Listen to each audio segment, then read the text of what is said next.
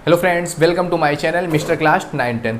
दोस्तों, आज हम बात करने वाले हैं क्लास 10th के इंग्लिश प्रोज का चैप्टर नंबर 6।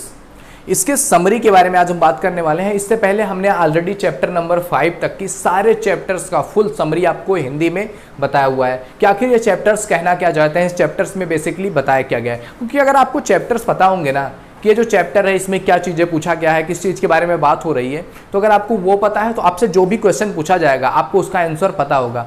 भले ही वो आंसर आपको हिंदी में पता हो तो आप उसको ट्रांसलेट करके भी उसका आंसर इजीली दे पाएंगे। तो इसीलिए इन सारे चैप्टर्स के मैं आपको समरी प्रोवाइड करवा रहा हूँ। इसके बाद सारे क्वेश्चंस के, सारे चैप्टर्स के हर क्वेश्चन का आंसर भी आपको मिलेगा इस चैनल पर। तो पहली बार आए हैं तो सब्सक्राइब जरूर कर लेना। तो हमारा जो 6th चैप्टर है ना दोस्तों, उसका नाम है our Indian music stories and anecdotes. तो ये जो हमारा इंडियन म्यूजिक है, इंडियन म्यूजिक के पीछे कौन सी स्टोरी है, कौन सी कहानियाँ हैं, कि इंडियन म्यूजिक कैसे आया, विश्व में म्यूजिक को कैसे प्रोड्यूस किया गया, कैसे म्यूजिक आया, इसके बारे में बताया हुआ है। इस स्टोरी को नरेट किया हुआ है आर श्रीनिवासन ने। तो आइए पूरे स्टोरी के बारे में जानते हैं। इस चैप्टर में जो बात किया गया है कि आखिर म्यूजिक आया कैसे, तो इसमें बताया गया है एक पुरानी प्राचीन इतिहास के, मतलब प्राचीन कहानियों में से, दैवीय कहानियों में से, कि ब्रह्मा जब इस सृष्टि का निर्माण कर रहे थे, इस सृष्टि को बना रहे थे, तो उन्होंने सृष्टि में पूरी दुनिया में जिस भी चीज़ की ज़रूरत थी हर चीज़ उन्होंने बनाया। हर सुंदर से सुंदर चीज़, फूल, पेड़ पौधे, नदी, पहाड़, झरने, हर चीज़ उन्होंने बनाया। बट ही वॉज सैड, वो दुखी थे। तो उनकी पत्नी सरस्वती उनको देखती हैं और पूछती हैं, मतलब आपके दुख के पीछे का कारण क्या है। तो ब्रह्मा बताते हैं कि मैंने सब कुछ, पूरी दुनिया में सब कुछ, सारी अच्छी से अच्छी चीज़ें, सुंदर से सुंदर चीज़ें बना दिया है, लेकिन मेरे जो लोग हैं, यानी कि मैंने जिन लोगों को बनाया हुआ है, जो मनुष्य जाति है, ये उन चीज़ों को देखती भी नहीं है। उस चीज़ों के प्रति इनका कोई लगाव नहीं है, उसको ऐसे ही इग्नोर करके चले जाते हैं जैसे वहाँ मैंने कुछ बनाया ही नहीं हो। तो उनके इस दुख को देखते हुए उनकी पत्नी सरस्वती ने कहा कि क्या मैं आपके इस सृष्टि के निर्माण में, क्या मैं आपकी कुछ सहायता कर सकती हूँ, कुछ मैं भी अपना योगदान इसमें डाल सकती हूँ। तो ब्रह्मा ने कहा हाँ, तुम भी कुछ ट्राई करके देख सकते हो। तो उन्होंने कहा कि मैं इसमें लोगों के बीच में म्यूजिक लेकर के आ रही हूँ, म्यूजिक और आर्ट्स, ताकि वो लोगों को उसके प्रति, जो आपने बनाया हुआ है, पृथ्वी को बनाया है, तमाम सारी सुंदर चीज़ें बनाई है, तो उसके प्रति वो लोगों का रुझान ला सकें, लोगों को रिस्पॉन्सिव बना सकें, रिस्पॉन्ड लोग करें उस आपके जो नेचर में बनाया हुआ है, उसको देख करके लोग रिस्पॉन्ड करना सीख जाएँ। और ये तभी संभव होगा जब म्यूजिक लोगों के सामने आएगा। तो इस तरह से म्यूजिक की देवी ने, जो है संगीत की देवी ने, लोगों को म्यूजिक से इंट्रोड्यूस करवाया और लोग म्यूजिक धीरे धीरे आम होता चला गया। तो ये जो कहानी है इसके थ्रू बताया गया है कि मतलब म्यूजिक कैसे आया। और इसके अलावा भी एक बहुत ही इम्पॉर्टेंट स्टोरी है आगे आपके चैप्टर में। तो स्टोरी काफ़ी इम्पॉर्टेंट है। ये स्टोरी बेस्ड है इंडियन म्यूजिक सिस्टम पे।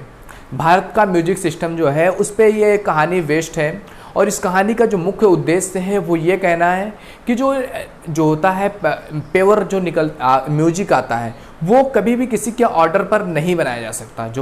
जो रियल चीज़ें होती हैं वो कभी ऑर्डर पर नहीं बनती हैं, वो बनती हैं आदमी की जब खुद से इच्छा होती है, अंदर से जो चीज़ निकलता है वो उसकी प्योरिटी को ज़्यादा सिद्ध करता है। तो वही कहा गया है कि म्यूजिक जो है वो किसी के ऑर्डर पर अच्छी तरीके से नहीं बाहर आता। इस कहानी में बताया गया है स्टोरी अकबर और उनके दरबारी तानसेन के बारे में स्टोरी बताया गया है कि अकबर का दरबार है, तानसेन उनके दरबार का संगीतकार है। उनके दरबार में संगीत गाता रहता है। जब भी अकबर को संगीत सुनने का मूड होता है वो तानसेन से गवा लेते हैं अपने संगीत। जब भी उन्हें सुनना होता है वो उनसे सुनते हैं। और तानसेन काफ़ी अच्छा गाते हैं। तानसेन के गाने को सुन करके अकबर मंत्रमुग्ध हो जाता है। अकबर काफ़ी खुश रहता है उनसे, उनके गाने की वजह से, उनके संगीत की वजह से। एक बार तानसेन ऐसे ही गा रहे थे तो अकबर उनसे बहुत खुश हुआ। उसने उसको तमाम सारे उपहार भी दिए और कहा कि तानसेन, जब तुम गाते हो तो ऐसा लगता है कि मैं इस दुनिया में हूँ ही नहीं, मैं किसी अलग डिवाइन दुनिया में चला गया हूँ।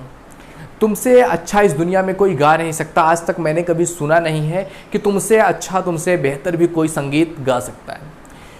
तो इस पर तानसेन कहते हैं कि मैं मेरे गुरु स्वामी हरिदास का 1% भी नहीं हूँ, यानी कि जितना अच्छा वो गाते हैं, जितना अच्छा वो उनके संगीत में जो डिवाइन है, उसका 1% भी मेरे संगीत में नहीं है। उनके सामने तो मैं एक तुच्छ प्राणी जैसा हूँ। अकबर हैरान हो जाता है कि मतलब तुमसे अच्छा भी कोई गाता है और तुम उसके 1% भी नहीं हो। अकबर तुरंत मतलब आश्चर्यचकित हो जाता है कि ऐसा भी कोई हो सकता है क्या। तो तानसेन कहते हैं हाँ, उनके गुरु हैं। और अकबर को भी ये बात पता थी कि वो उनके गुरु को अपने कोर्ट में नहीं बुला सकता। तो अकबर ने तानसेन को साथ लिया और कहा कि मतलब वो कहाँ रहते हैं, चलो हम खुद जा कर के वहाँ सुन लेते हैं।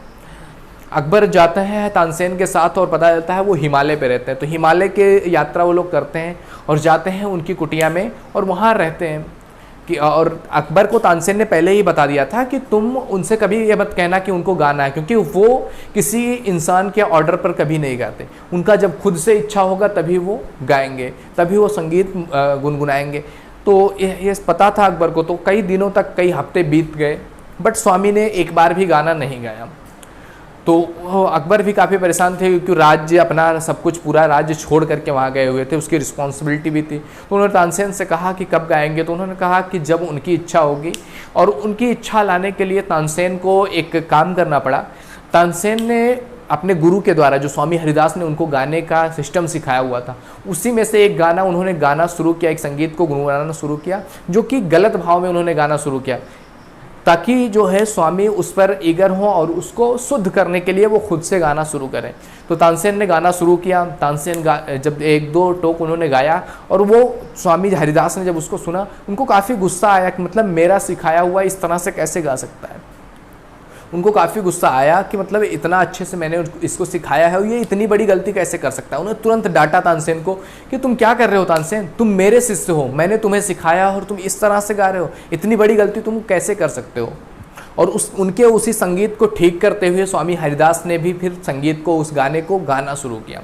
और जब उन्होंने गाना शुरू किया ना, तो राइटर कहता है कि अकबर और तानसेन मंत्रमुग्ध हो गए। वो अकबर कहते हैं कि ऐसा गाना मैंने आज तक लाइफ में नहीं सुना। जब वो उनका गाना बंद हुआ तो अकबर ने कहा कि मुझे ऐसा लग रहा था कि मैं इस दुनिया में हूँ ही नहीं। तानसेन, तुम कहते हो तुम इनके शिष्य हो, तुम्हारे अंदर तो इनके जैसा कुछ भी नहीं है। इनका तो 1% तुम कह रहे हो, तुम उससे भी कम हो। इनके जो गाने का अंदाज है, जो इनके संगीत में धुन है, वो धुन तो तुमने कभी सुनाया ही नहीं मुझे। मतलब अकबर काफ़ी बहुत ज़्यादा खुश होता है उसको सुन करके। तो तानसेन कहते हैं कि ऐसी कोई बात नहीं है, बात यह है कि मैं सम्राट के तुम्हारे आर्डर पे गाता हूँ और मेरे जो ये गुरु हैं, ये जब खुद से उनके अंदर इच्छा आती है तभी वो गाते हैं, वो किसी आदमी की इच्छा पर नहीं गाते हैं। और मेरे गाने में और इनके गाने में यही फ़र्क है, ये किसी की इच्छा पर, किसी आदमी की इच्छा पर नहीं गाते हैं। और मैं आपकी इच्छा पर, सम्राट की इच्छा पर, जब सम्राट कहते हैं तो मैं गाना शुरू कर देता हूँ। तो ये बहुत बड़ा फैक्टर रोल करता है। किसी भी कला को, कोई भी कला है वो अंदर से आती है ना, तो अपने आप उसकी जो पहुंच होती है, उसकी जो इंटेंशन होती है, जो लोगों पर उसका इम्पैक्ट पड़ता है, वो कई गुना ज़्यादा पड़ता है, बजाय कि अगर कोई आपसे ज़बरदस्ती उस काम को करवा रहा है तो आप उतने अच्छे से नहीं कर पाएंगे। बल्कि जब आपका दिल करेगा उस काम को करने के लिए तो आप उसमें अपना 100% से भी ज़्यादा एफर्ट दे सकते हैं। तो इस पूरे कहानी का यही स्टोरी था कि इंडियन म्यूजिक का ओरिजिन कैसे हुआ, इंडियन म्यूजिक के मेन सम्राट कौन थे, किन लोगों ने इंडियन म्यूजिक को प्रोड्यूस किया और लोगों के सामने लेकर के आए। तो आई होप पूरी स्टोरी आपको समझ में आई होगी। स्टोरी अगर समझ आया हो तो लाइक ज़रूर कीजिएगा। पहली बार अगर चैनल पर आया हो ना तो चैनल को सब्सक्राइब कर दीजिए, बेल आइकन हिट कर दीजिए, ताकि हमारी अगली वीडियो जैसे ही अपलोड हो आपको उसका नोटिफिकेशन तुरंत मिल सके। तो वीडियो अगर अच्छी लगी हो तो लाइक जरूर कीजिएगा। क्लास 9-10th में हो तो आपके लिए बहुत इंपॉर्टेंट है, आप चाहे 9th में हो या 10th में हो, हर सब्जेक्ट आपका यहाँ पर कवर किया जा रहा है। तो मिलते हैं आपसे नेक्स्ट वीडियो में, तब तक के लिए जय हिंद, जय भारत, थैंक यू।